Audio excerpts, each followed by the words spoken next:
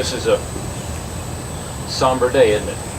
Because we think about those horrible attacks on 9/11, over 3,000 Americans killed, hundreds of firefighters and other first responders.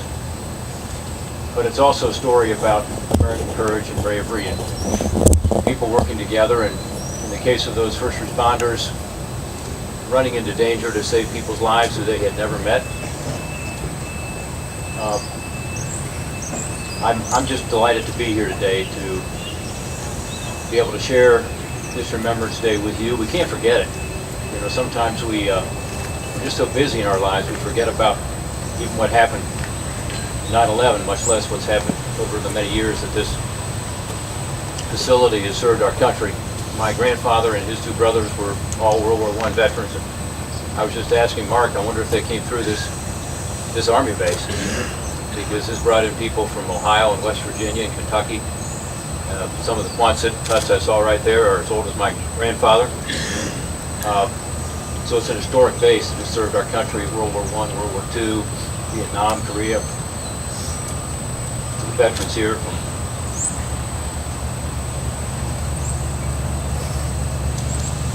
all of those conflicts, we appreciate your service. Desert Storm, Iraq, Afghanistan. Again, we've heard some great stories of heroism here today. One of the things that I was asked to do today was to talk about where I was, because its theme here is where were you? And every single one of us remembers where we were, don't you? Although there's some in here probably too young to remember it. And that's our job here today, is to continue to remember it. So that day I was down at the White House.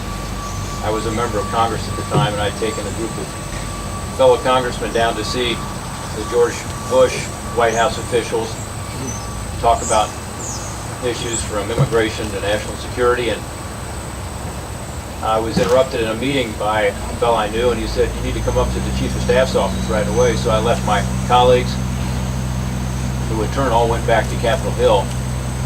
When I was up looking at the TV, they were saying that there must have been an accident because a plane had hit one of the World Trade Center towers.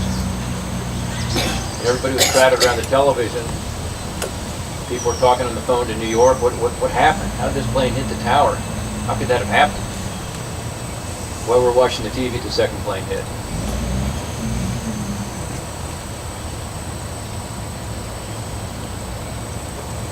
At that point, everybody knew we were at war. So I went downstairs. My wife actually was in town for a rare visit. We live in Ohio, but she was in for a visit. She was with this group of congressmen. She was waiting for me down in the lobby of the West Wing of the White House. And as I went down to get her and to get back up to Capitol Hill, a woman came running into the West Wing of the White House, and she had 2 or 3 guys with her with clipboards, and they were hurrying into the Situation Room. I'd been on a panel with this woman just a few weeks before. She was the National Security Council advisor for biological, chemical, and nuclear weapons. You can imagine what went through my mind. Tragic day, over 3,000 lives lost, but biological war could have been 30,000, chemical 300,000, nuclear 3 million, who knows? And that's the risk we continue to face. As I was driving out of the West Wing, we could see the plumes of smoke, dark smoke. For those firefighters in the room, you know what a fire looks like. It doesn't look like a burn pile. It just looks different, dark and menacing. And so we clicked on the radio and found out the Pentagon had been hit. By the way, I'm told that that plane that was taken down by those heroic Americans in that lonely field in Pennsylvania was probably headed to the White House. Maybe Capitol Hill, but probably the White House. So I view that those brave individuals may have saved my life and so many others by stopping that plane and sacrificing their own lives. Shanksville, Pennsylvania. So Jane got the last rental car out of D.C., I think, Enterprise rental, out in the suburbs, and took off for Cincinnati to be with our kids. And she was driving through Pennsylvania, very near where the plane went down, actually. She saw flashing lights coming the other way on the highway. She looked at the truck. It was Ohio Task Force.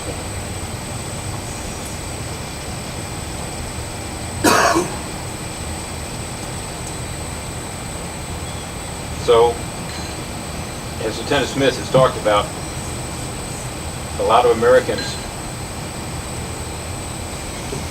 went to danger knowing that their lives are going to be at risk, and some were from Ohio.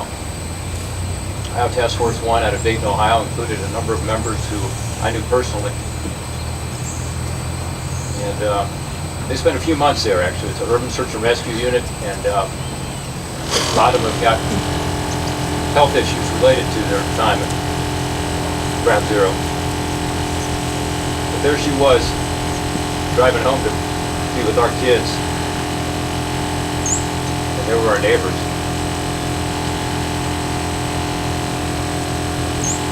Lights flashing, moving toward Dayton, New York City. So that's who we are.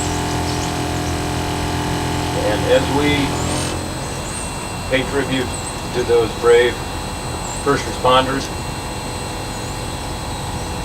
and just average citizens who helped that day and for the next weeks stood in line to give blood, we remember that this country, this great country of ours, has been built on the backs of heroes and patriots. We saw it on 9/11, we've seen it in all our conflicts since, we see it today. As we gather here on this nice, cool September morning, we think about our soldiers in harm's way, Marines and sailors, airmen. They're in Afghanistan right now. Yeah, they're in Syria. Yeah, they're in Africa. They're all around the globe. We think about our first responders here. We think about the guys to the Honor Guard, thank you for being here. Think about the guys at the Chillicothe facility right up the road here, who just 2 weeks ago were subject to an attack. It was an airborne fentanyl attack. We've had more people die in Ohio in the last year from overdoses from drugs than any other cause of death, more than car accidents, more than anything. Our country is suffering under this new attack. Over 60% of the deaths in Ohio last year were from fentanyl.